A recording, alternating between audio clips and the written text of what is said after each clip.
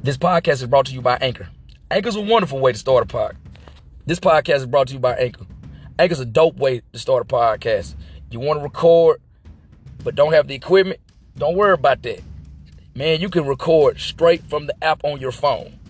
You want to distribute it, but don't know how? You ain't got to worry about that either. Anchor will distribute it for you to major platforms such as Apple Music and Spotify once you publish your episode. So stop talking about having your podcast and go ahead and have your podcast with Anchor. Get your voice out there.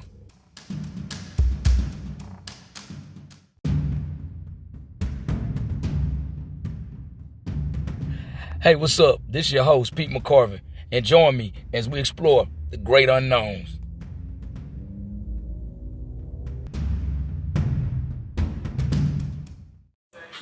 Hey, what's up, people? It's your boy, Pete McCarvin, a.k.a. Peter Mac, you know, your country cousin. It's been a long time since we done checked in with each other. I'm retooling this thing for the third time. First time, it was with my boy, Big Keith, when we was in Africa 2019. That was when there was Big Keith, Peter Mac.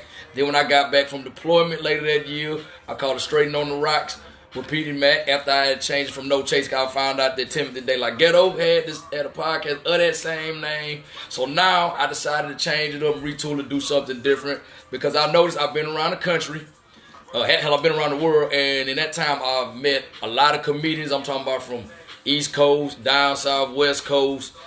So I like, do you know what? It's a lot of people I know that do comedy and they killers. Their name just ain't out there yet. So I decided I'm going to do this podcast. As you know, it's called The Great Unknowns because these people are great. They just unknown. And right now, on the first episode, I felt I had to do this right because this brother that is on the show with us today, he's the epitome of great unknown. Well, at least unknown to the rest of the world, but in the Pacific Northwest, his name is ringing fucking bells. How I met the brother? On a humbug. I happened to be at this bar we have out here in Tacoma, Washington, his hometown, and I have been noticing, seeing flyers up about him that I'm like, okay, he must be the man when it comes to comedy out here. And I noticed they didn't really have like regular rooms for you to work out. So one day I'm in there kicking it with some people who are regulars in the spot, and he comes in and wants to say, hey, that's BoeBlast.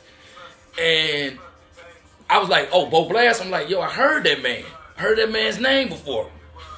I said, man, let me go speak. So I spoke to the brother. I was asking him how I go about trying to get in, like starting comedy. They don't have no rooms. He asked me, he said, well, shit, I got a show tonight. You got some, let me see if you got some footage. He was like, I got you 5 minutes tonight. I'm like, nah, man, you bullshit. He said, nah, I got you 5 minutes. He said, if you do good, you do good. If you don't, he said, shit, it's like dealing dope in the street. You get caught, you don't know me.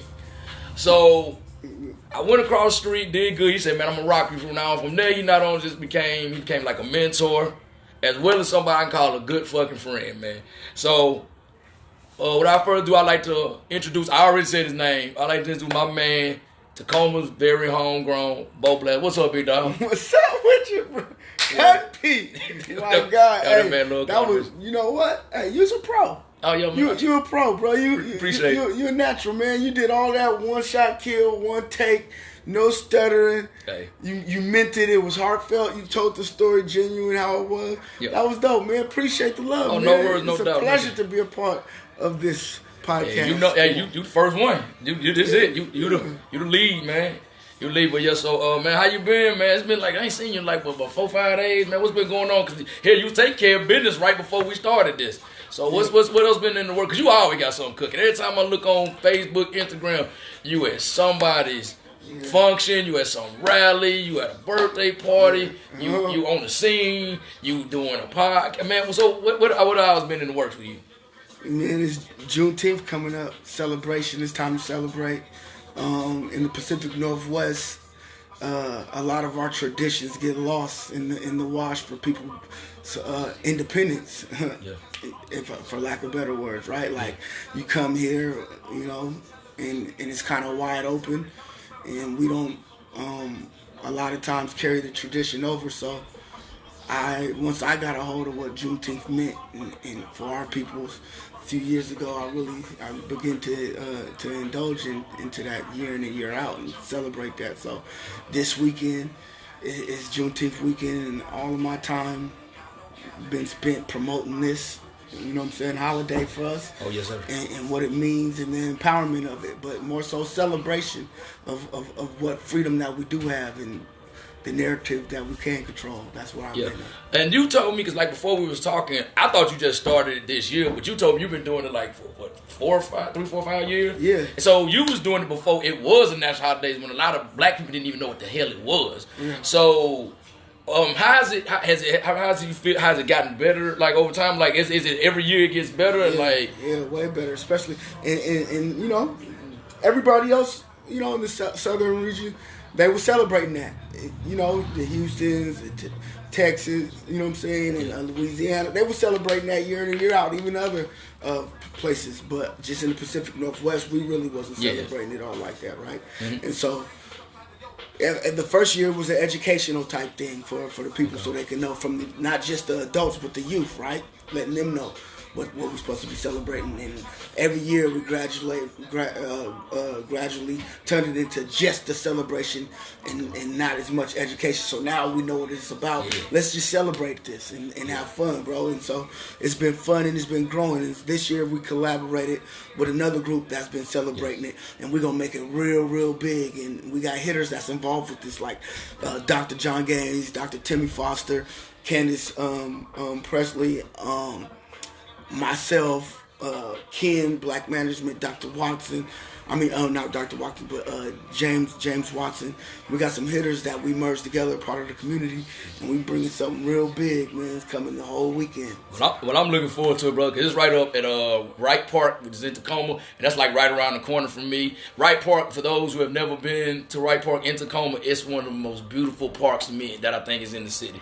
But what I also like about it, because I hate to say this, but Juneteenth's a black person celebration. You know, when black people get out there, God forbid that it happen, might be some nigga shit happen. And what y'all don't know is that Wright Park is right across the way from Tacoma General. So my thing is, if nigga shit do happen and gunshots ring out, you ain't got to worry about paying that $800 to go in that ambulance. You can just run your ass right across the street. No cap. Literally right across the street to Tacoma General. And it's right off Martin Luther King Boulevard. I'm pretty sure they probably got one of the best gunshot trauma units in the city. Yeah, for sure. So, yeah. And also, Sunday, comedy, baby. It's comedy. I'm on that show. He's hosting the show, and y'all, this how big this is. This man got the Washington State Museum. History, Washington State. He's doing that on Juneteenth in the Washington State History Museum. That is phenomenal. How did you come about getting that, bro? Well, I did shows there prior, right, with like Joe Torre and Michael Blackson before, with my partner H and Raylan and Dion, and you guys produced comedy shows back there probably about like 6 years ago. Okay. And I had the opportunity out. Molly, my management that I'm messing with now, she went off and got this venue again and got this kind of on her own, and it just so happened to be the same venue that I did prior with my other partners. Right. And the dates was open, and we worked it out, man. We got it. Hey, man, I like this, man. It's right on time. Hey, what you say? Just like K-Dot on Good Kid, Mad City. Well, that wasn't even on Good Kid, Mad City, but y'all. So, okay, you said Joe Torre and all that. So, you've been doing this for a while. Like, bro, when did you, like, start? Like, yeah, my first time I ever hit the stage, I was 15. It was at this college program called Upper Bound. Yeah, no, me and my partner John, we was always known for telling jokes on each other, telling jokes on everybody else, and got the opportunity. It was a talent show. We hit the stage and did a cool little set. Okay. My dad used to coach this a player named Pierre Crockwell, which ended up being a big time promoter for comedy shows. Oh, wow, I didn't know that. Bringing people in town and stuff like that. And he got word that I do comedy, and from then he let me shot on. And so you was able to go into the club where you was allowed to go see shows at the club. Yeah, and he was doing theaters and producing stuff. Like, so when Kevin Hart, like the Temple Theater out here, Kevin Hart would come out here. He brought him out here right before he did Paper Soldiers. Yeah. Like Clifton Powell. Oh, wow. Tommy Davidson. Mark Curry, he was messing with them guys way back. This when he was hanging with Mr. Cooper, and that was hot. You know, I didn't even know Clifton Friday. I didn't know Clifton Powell even did comedy. Yeah, I didn't know that. I was backstage watching them guys. Oh, way wow! Back in the day. So no wonder you. Every time I see you beat the stage up, I'm like, but no, you came up around the OGs, the legends. So you said y'all known for telling jokes. Now be honest, Bo, I know you. Was you known for telling jokes? Was you known for roasting people? Because you know you the only person I know that can roast somebody, get on their ass, and be just as genuine with roasting their ass. Like just roasting the hell out. And you'll turn a bad situation into a situation like you don't want to laugh. But it's like, I ain't got no fucking choice. Like let me tell y'all a story about him. So back like late February, early March, I had just bought a new car. 2 weeks had gone by, and my car got stolen. So I put it on Facebook that it was stolen. You love that car. Yeah, I love that car. And so Bo had called me up. And I know Bo. I'm like, I know he's gonna talk shit. I just don't know what's gonna be about. I think he might talk shit to make my spirit right. Say, hey man, I saw you had the negativity in there and wop. What was the name of the car? Blue Magic. And then so Bo had got around and said, hey man, what you name that car again? I said, I named it Blue Magic. Bo said, well damn, you named the right name, it just disappeared on your ass. Then I'm like, god damn. Like, he said, abracadabra. I was like, all right, bro, damn. He said, Benedict, all right, nigga, I'm hurting right now, shit. And I couldn't do nothing but laugh. But that's what Bo do. Bo would go right in the room and just make everybody laugh. I mean, he'll roast the hell out of you, but it's nothing you can do about it. It's just, you just got to take it on the chin. And he'll go around the whole room with the biggest smile on his face.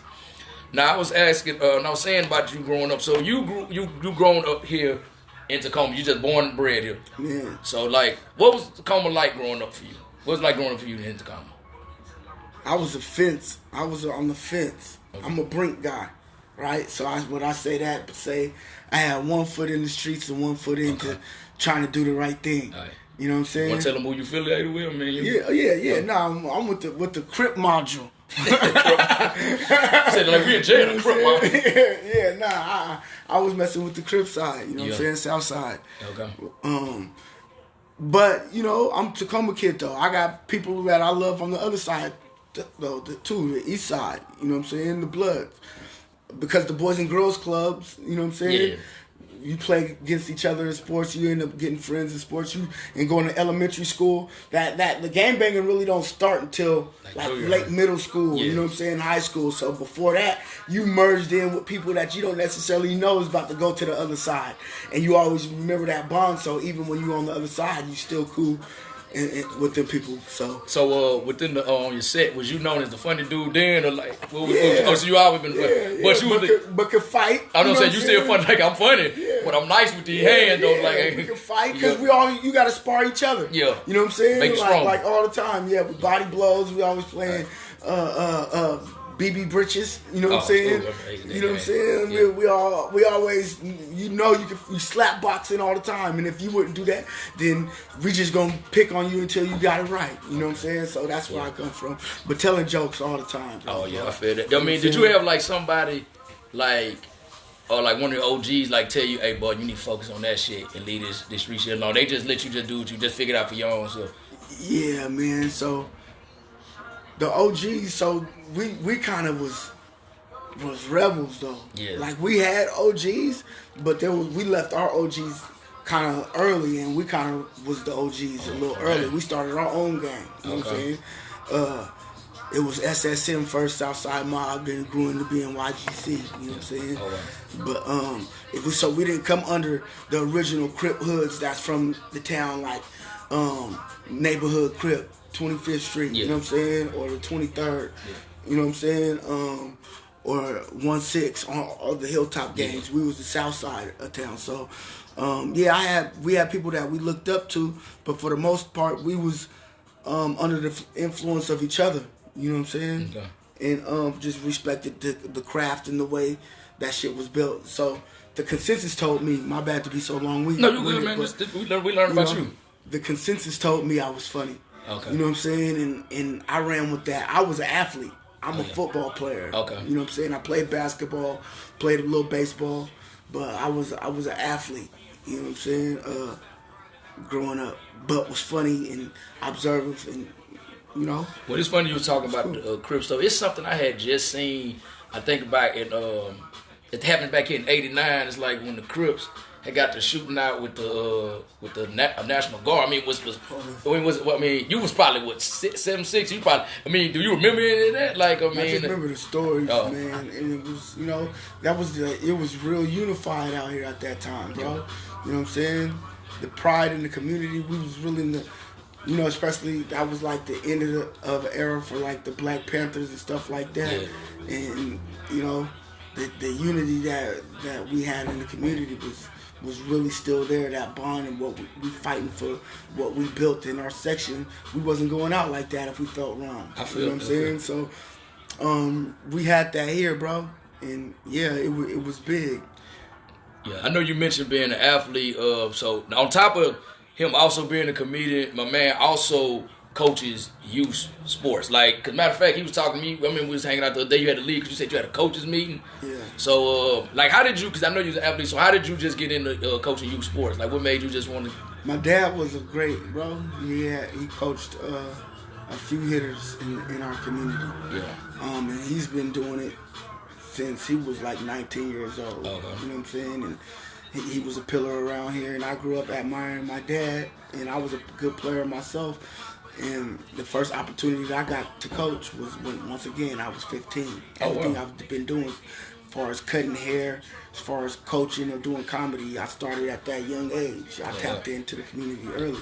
And I was coming from football practice to go to practice and coach. Oh, that's what's up. Yeah, and I fell into that, bro. So you talking about your high school and your athlete? Let them know what high school you went to. I went to Lincoln, but I was as good as I was in Little League. By the time I got to high school, remember I said I had 1 foot in, 1 foot out the game. Yeah. I was a knucklehead, so I was always a 5-weeker, which means you can't play until you get your grades right during school. So I had to miss the first 5 games because my grades was always bad. Or 1 year I couldn't play at all because I got in a fight with security. Damn, you know bro. what I'm saying? So I got kicked out of school and had to go somewhere else. And so my high school football career I only really got to play 1 year, and that was at a Native American school called Chief Leshai because I got kicked out of Tacoma schools. Damn. And I had to go to Chief Leshai. And I had the opportunity to play there, but was still a 5-weeker there. But man, so it is what it is. I hope your number 15. Man, I was number 44. That's a bruiser number, yeah, boy. So man, that's what your power back. Played linebacker, Yeah, that's a bruiser. Outside backer. I like Natron Means back in the day. Oh yeah, that was a boy. You know what I'm saying? And Christian Okoye. You know what I'm saying? Bruiser. Ironhead Hayward. You know what I'm saying? But yeah, so and that's what drove me though.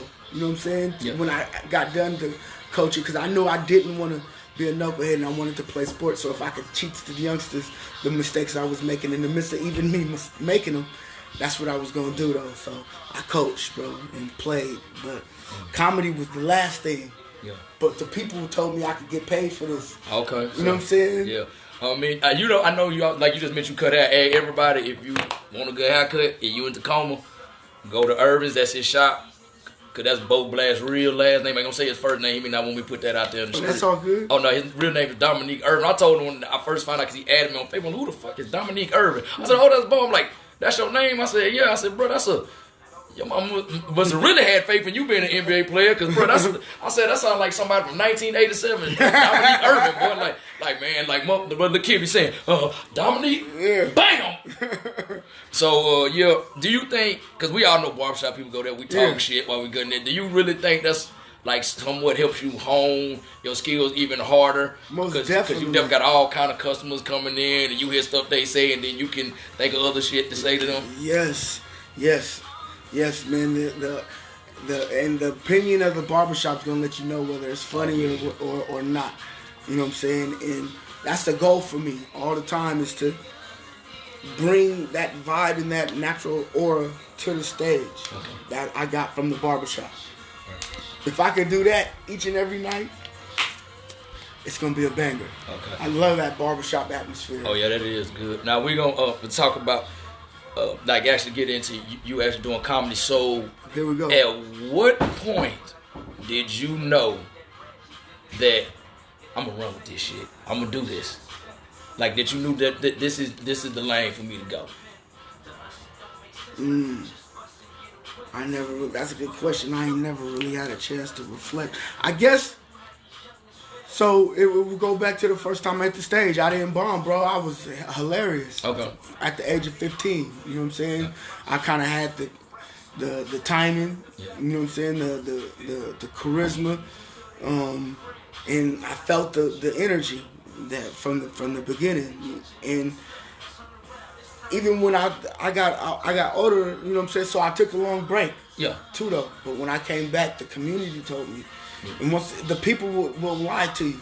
Once they kept telling me I got it, they gave me the confidence that I got it. Okay. So it wasn't really on me. I can't remember the exact moment, but just the people giving me the motivation to continue to go. You know what I'm saying? Yeah. I don't know. That's a loaded question. My bad. I don't got a great answer for you. I mean, but, you just gave me a truth answer. That's all I know. Now you spit bomb. How did you feel after? Like, what's the not first bomb? Because some of us bombed so many times we don't know. What is the worst bomb you had that you can remember? It might be if you call it a bomb. I kind of had a blow up. I had a blow up. Like I was doing this open mic in Renton. Yeah. And all the white comedians were saying like hella racist jokes. Yeah, you know what I'm saying? I've been on situations. And I was feeling some type of way. You know what I'm saying? Yeah. So I went up on stage and I just went on some a rant. Oh wow. You know what I'm saying? I lost my whole mind, bro. You know what I'm saying? Yeah, I lost my character on them and said a bunch of harsh racial jokes back towards them. Yeah. And it was just silence. Oh, wow. And I left the stage. Yeah, I know that feeling. You know like you know, so you know, on the ink in the milk, but that shit, ink blot in the milk, that'd be tough. Yeah. You gotta try to stay, like, don't let them think, see, that's the angry black man shit we talking about, and this, but hey, sometimes you gotta show them an angry black man so they know not to fuck with an angry black man, to let them know, hey, that angry black man motif, I fit it, and I will bust your ass wide open. Yeah. Okay, so what was, like, the highest moment? Like, what was this, like, do you know that performance you just, like, I don't give a damn what nobody tell you, even your idol, you like, I'm up there with him after performing like this. You ever had like what's the high, the pinnacle, like, of you being on stage? Well, I would say my comedy special on April Fool's. Oh, that shit. Hey, man, not to cut him off. I have, y'all, any, like, I was on that show too. I had never seen a homegrown production like that. Like, it was just from top to bottom of the show was just phenomenal. The way the man came to the stage, every comedian was on point. It was just the venue, the setup was just beautiful. I was thinking that. Yeah. I was gonna say that what I thought, cause that's when I was like, well, he in rap form right now. Yeah. So I didn't want to say what I thought. Like, when you said, like, all right, we on the same. Cause like, y'all, to see that man up there that night, it was something special, man. Like, it was just, it was beautiful. It was a beautiful thing to be a part of. I appreciate you letting me be part, because I wasn't supposed to, but looked like I got my vacation pushed through. So I was glad I got my vacation through to be part of it, man. Yeah. No, that's dope. Appreciate it. So yeah, that would be it. I mean, because you got to think, I have, and you know, it might not seem like a big deal to people, but I've opened up for a lot of people, right? Like your DC Young Flies, Tony Roberts, Kevin Hart back in the day. Yeah. You know what I'm saying? Like, and this was before when he was in Paper Soldiers. Yeah. You've been in that's like at least 20 years. Yeah, that's a long time ago. You know what I'm saying? And seeing like the other greats, Joe Torre, Michael Blackston, and all of these other names that I can name that we could say are big moments, right? Yeah. But doing that, like you said, having, you know, it wasn't super big, but like 300 people squeezed into a dope event and such as that comedy special, and erupting that crowd with that entrance and filming it from my comedy special and feeling that love of appreciation, I feel like that was my biggest moment. I loved it, man. I mean, because I wrote your coattail on it, because I remember after I went back to Latitude, cause like, that's the bar me and him met at Latitude 84 in Tacoma. Half of the bar was in the building. They like, nigga, we didn't know you did. I'm like, yo. I said, I wasn't just talking shit with y'all on the bar to be talking shit. I do this. And I done met some people, and I got a couple connects. I mean, one dude, I don't know cat name, but I love talking to him because he just got a great spirit. He said, man, when your next show, he said, man, I would pay you half a ticket to go see your show you talking about. I'm like, damn. Mm-hmm. I said, damn. I said, people really do be paying attention. They look. But I love that. It was a great moment in my comedy career thus far. Yeah, listen, I'm going to tell y'all like this. Pete Mack is something to be reckoned with. Listen, he came out here I ain't gonna say I gave him that opportunity. He took that opportunity. That's what I'm not gonna do is take the credit from him that he deserved from himself. He took that opportunity that I gave him that night. He exploded, made a name for himself. Every single month from then on out, he's been on stage killing crowd after crowd after crowd in the Pacific Northwest.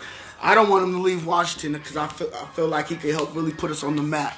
But I would be selfish to keep him to myself, knowing that he's a national talent. Y'all, he's special. Pete Mack, Cousin Pete, y'all. Yeah, he's a real deal. I appreciate it. Now, you mentioned, like, common, I mentioned your idol. Like, so who is a comedian, if you don't have, I mean, if you may have more than them, but, like, who are comedians that you, like, look up to and, like, this is the blueprint of what comedy is for me? Bernie Mac. Just one on the Mac, man? Bernie Mac, man. Yeah. Bernie Mac, man. You know, that authenticity. Yeah. Unapologetically being me. Yeah. In black. By any means. But still be universal so every language and every culture can feel him. You know what I'm saying? That's dope.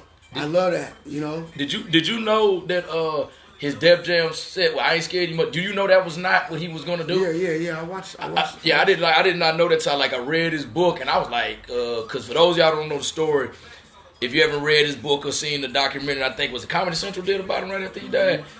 Apparently, the guy that went on before him bombed hard as hell. They say he bombed so hard that Martin Lawrence, who was hosting Def Jam, said he couldn't even calm the crowd down. Cause you gotta remember, this 90s New York. Now in New York City, they ain't take no shorts. So so Martin just basically said, all right, fuck it, I'm bringing the next guy up. And Bill Bellamy, who's another comedian, he said he remember turning to Bernie Mac, said, "Are you sure you want to go up?" Bernie Mac said he looked Bill Bellamy dead and I said, "Young buck, I've been waiting 17 years for this. Ain't nothing to stop me from this." So when he came out and told the crowd, "I ain't scared of you motherfuckers," that wasn't him joking. He was basically letting them know, "I ain't scared of y'all. I ain't come from no bullshit." Yeah. He said, "I came to get mine." So I really, that's honestly when I was first started, I went by P.D. Mac. That was an homage to him because I had learned, I've learned this about Jamie Foxx. Jamie Foxx, his real name is not even Jamie Foxx, Eric Bishop. He just chose Jamie because he knew that all the clubs were letting women up first. That way you give him more time to hit their state, but he chose Fox. That was in homage to Red Fox. So that's why he chose, and I said, he does spell his shit with two X's. I'm like, oh, okay, so, but yeah, RP to the Mac, man. I remember where I was the day he died, man. I was getting off of work. It was 2009. I had a job on Naval Air Station Jacksonville. Cause my mom, she used to work for the Department of the Navy. She retired last October. So I'm getting off on the job she had got me on the base. I'm driving home. I get in. I turn on CNN, and it said comedian Bernie Mac had died. And I was like, "The fuck you? What?" I'm talking about. I couldn't believe it. I looked online. I'm like, "Oh my god, I couldn't believe it." But like, yeah, we lost something special when we lost him. R.I.P. to the great Bernie Mac. Okay, so I gotta ask you this. So we were talking. This is called the Great Unknown. What is an unknown about you, BoeBlast, that a lot of people wouldn't know?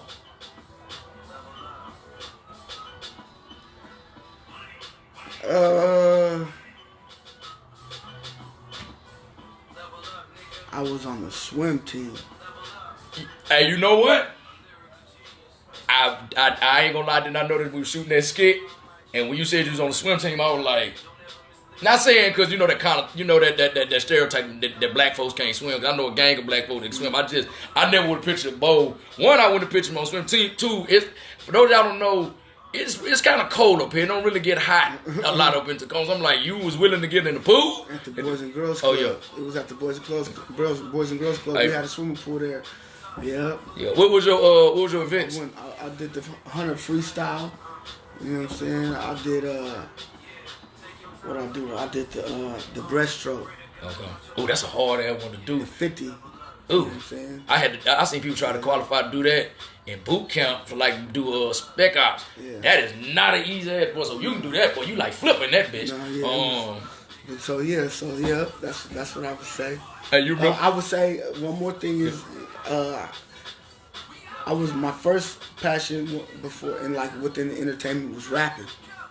I feel like people would know that, being from around Tacoma and know that. Yeah, I mean, but a lot of people, you know what I'm saying, just university, they don't know. But I was pretty cool. Was your name BoeBlast in rap? It was just Bo. Bo, okay. I was just Bo. Now it's funny you mentioned swim, because I think back when we found out about swim, because it was somebody in that barbershop who wasn't in the best of shape, and they said he was on the swim team, and me and Bo ain't shit, because we kind of looked at each other for a second like, I know you fucking lying. He said I used to be on the swim team. Me and Bo looked at each other real quick, and we looked back down, and I was like, I was like, I can't. I'm like, but we need her to wrap this shit up, because not built like the Michelin Man.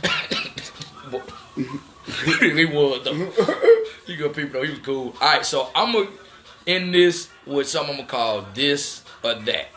You being a Washingtonian, like Tacoma, ask some questions that's for Washington, like this or that. Now this first one I probably already know, but I'm gonna ask it anyway. University of Washington or Washington State? UW. I figured that with UW being right up the street in Seattle, so I knew that. I just had to ask. Okay, but let me back myself up though. I love every Washington school though, like high school and college. I don't do pro teams. I don't do favorite pro teams, just because I like to cater to more so the players that I know for a fact are born and raised in Washington.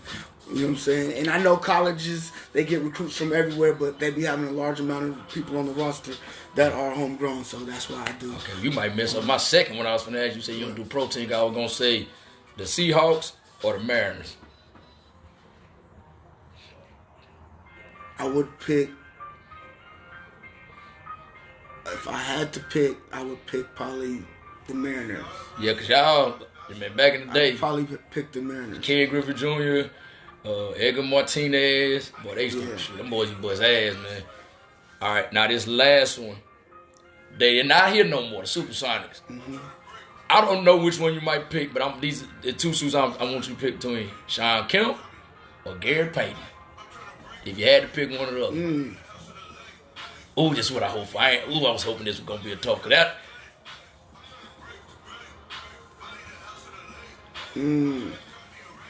I'm picking...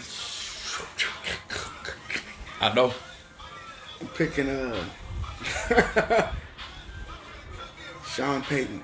Sean Payton, the coach of the Saints? No, Sean. Coach of Gary Payton. Hey, that's a tough one. See me, I'm a like GP because I used to play guard when I did attempt to play basketball. So I used to always visualize myself as him because one of my first numbers was 20. So I used to try to lock down D. But Sean Kemp, boy, you knew it was a movie when you saw him. That motherfucker had moved. That's tough right there. I knew. That's why I said I'm gonna get him with this one because it's like peanut butter and jelly. They go together. Like you can have both apart, but it's like it hit so much better together. It's just so much better together.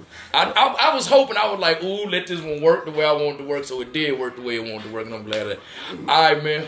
Well, we about to get up out of here. Oh, this is a great first episode. Appreciate you, man. You got something you want to plug out there for them? Man, all I'm going to say is if you dig in your booty, don't smell it. Go get some hand sanitizer at least. Okay, wash your fucking hands. How about that?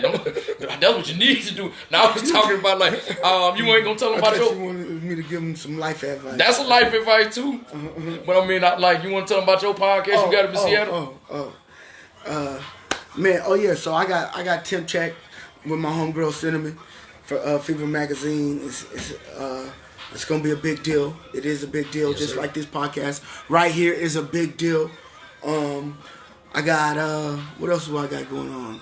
I got my nonprofit Laugh Therapy, where we're giving back to the community. We basically trying to build security through funding the youth's entertainment or skills or camps or whatever that they need to be funded. We're gonna try to do our best to help them out through our nonprofit. And I just got a whole lot more in the cars for me, man, that involve my partner Pete. Appreciate the love that you're giving me. Check me out, _BoeBlast on IG, Dominique Irvin on Facebook. Rock with your boy, Tacoma, Washington.